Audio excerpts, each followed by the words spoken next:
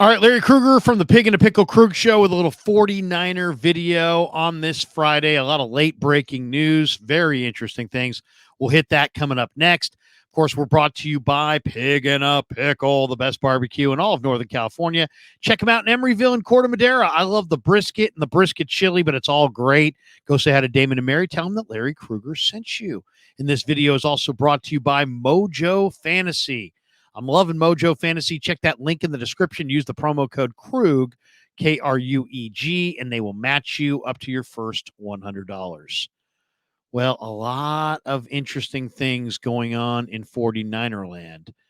According to David Lombardi, and I wasn't down in Santa Clara today, but Jason Verrett jumped for a ball, landed on his shoulder in an awkward position, and is now out for the year. He's going to undergo season-ending rotator cuff surgery.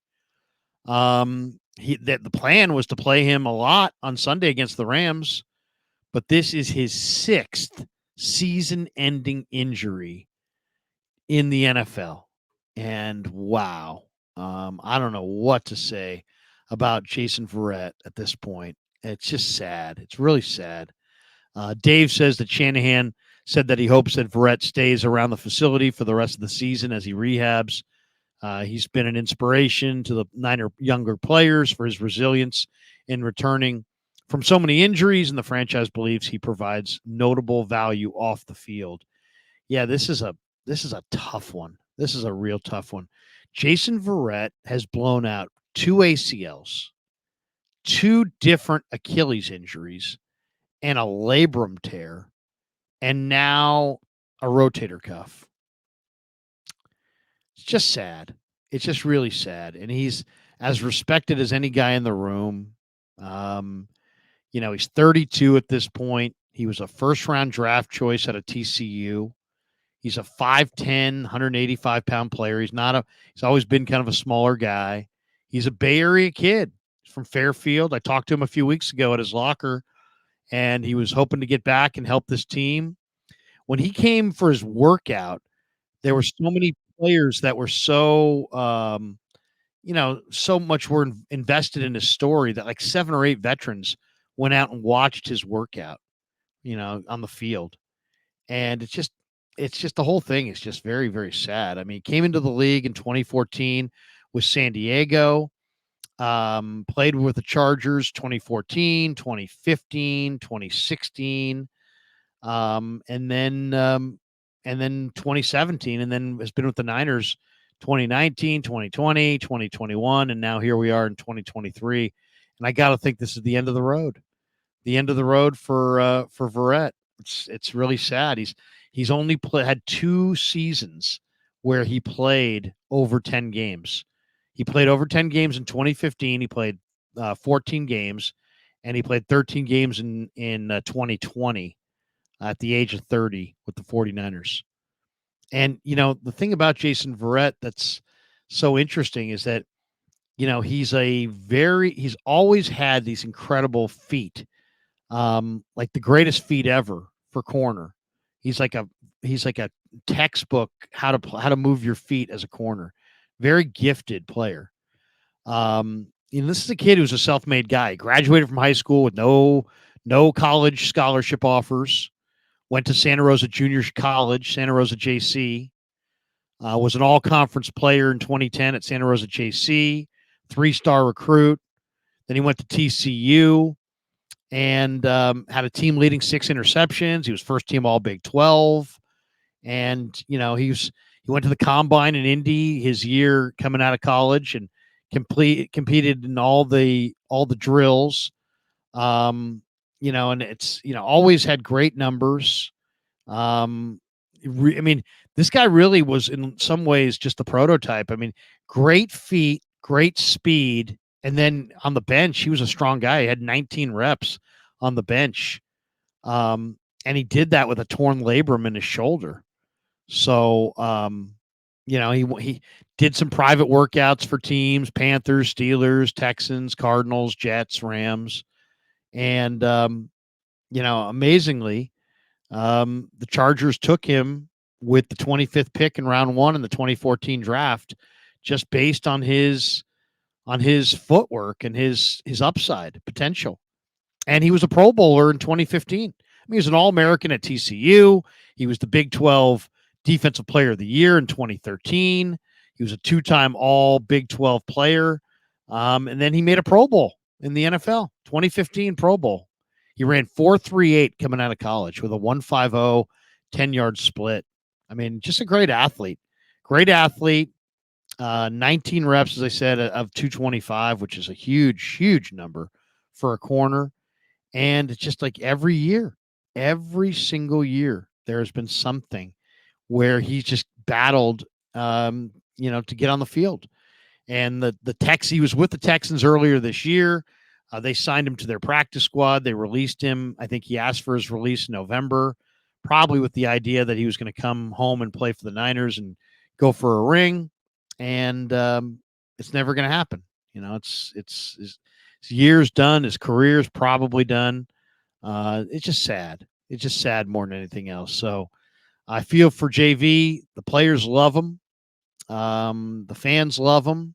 He's a inspiration to many. And it's like the mind was there, the body wasn't willing. The ability was always there.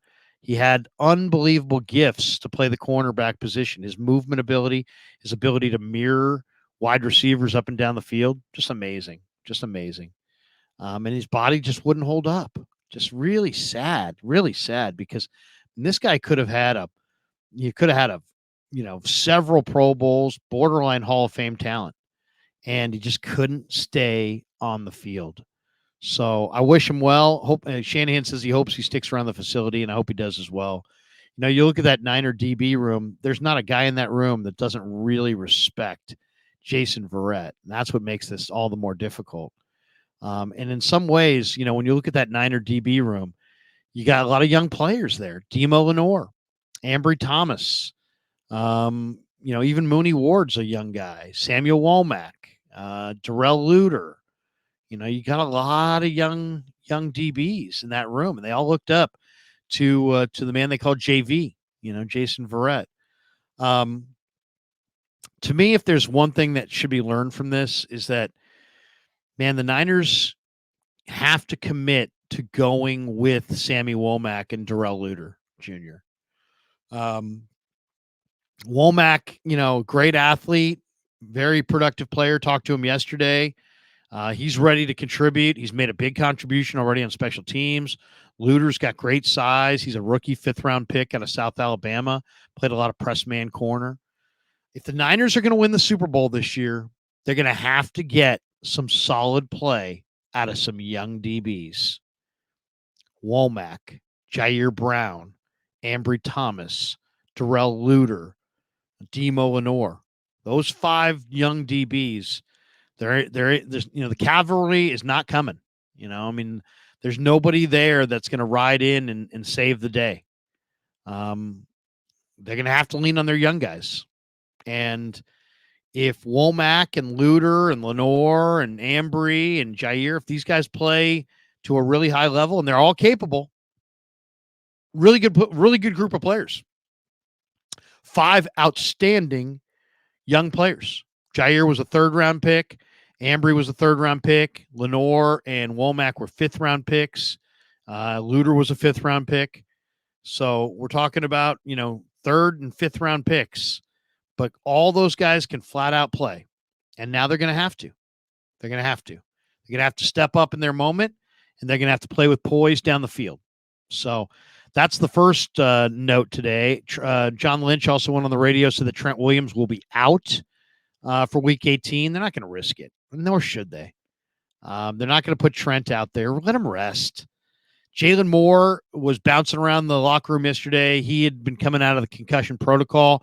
I would take from that announcement that Jalen Moore has been cleared or will be cleared to play. So I would imagine Jalen Moore winds up playing left tackle.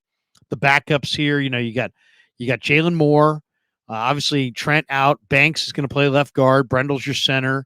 They got Burford and McKivitz on the right side. They still have Feliciano, Ben Barch, Matt Pryor, Jalen Moore, and then they have guys in the practice squad as well. Corey Luciano is one of them. Sebastian Gutierrez is another one. Jesse Davis, I should say, is another player that they have. Of course, Nick Sakel's already done for the year he's been put on IR, but they're not going to go with Trent Williams in Week 18. And then John Lynch also on the radio said that the Niners hope to have Eric Armstead back for the playoffs, which sounds kind of ominous, to be honest, because Armstead's already missed a few games and he's got this plantar fasciitis, and we all know what kind of injury that is. So the Niners inside have Eric Armstead and Hargrave. They also have Kinlaw and Kevin Givens.